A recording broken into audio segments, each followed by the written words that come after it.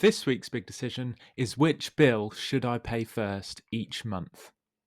Now, it's a bit of a trick question. My answer to this is that the first payment you should make each month is to yourself.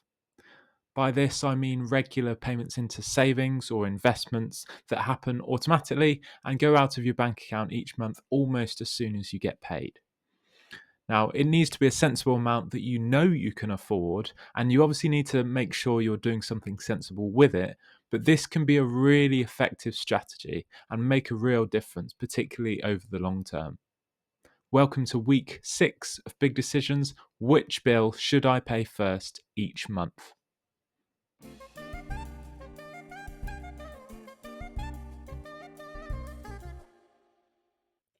Before we go any further, please take a moment to read these risk warnings. I'll put them below as well, so please scroll down or pause to read through them. Right, let's crack on with the video. The reason why a payment to yourself or to the family pot should be the first bill you pay each month is because you end up not really even thinking about it.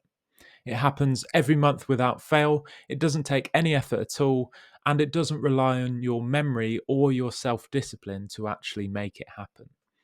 It actually takes the human element out of it, which in personal finance is actually quite a good thing. In my family, it goes out the same day as the mortgage, and it helps us relax each month because we know we've saved for our future and we can then not worry too much about our spending and concentrate on actually enjoying life. The exception here is if you're someone who consistently spends all of your household income every month. And if that's you, then paying yourself every month obviously can't be a priority until you get to the point where you have some spare income. And this is why it's really, really important to know exactly how much you're spending on average each month.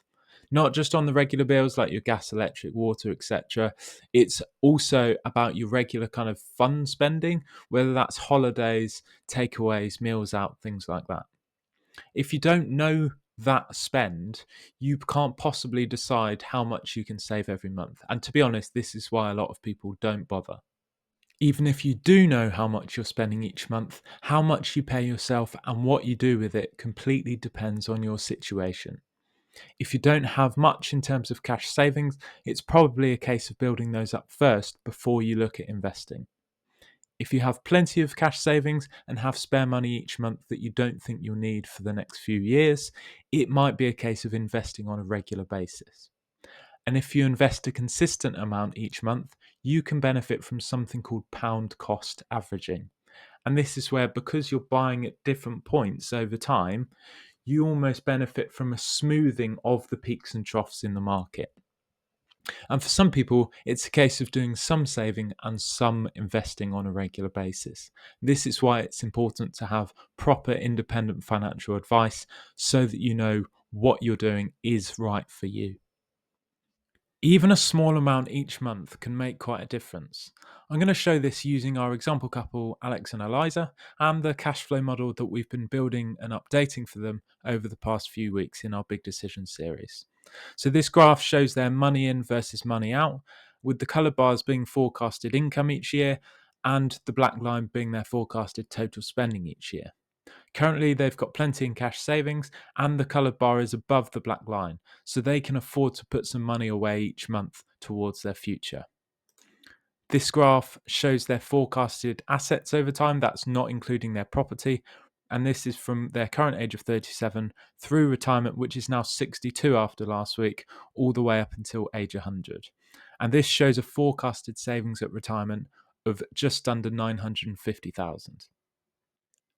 I'll now add into the model £100 as a monthly investment amount and increase it each year by a rate of inflation.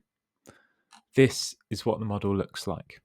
So you can see these two bars weren't here before, tax efficient investments building over the years and quite a significant amount.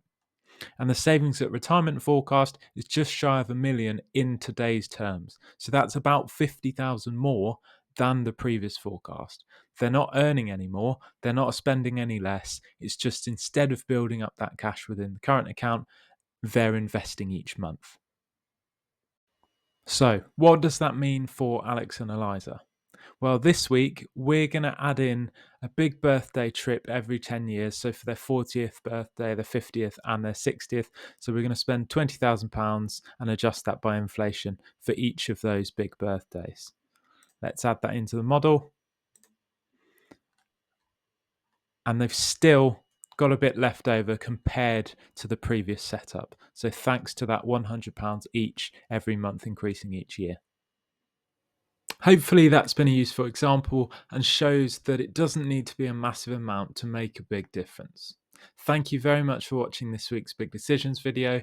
If you have any questions or if you'd like to hear more about what I do, please get in touch.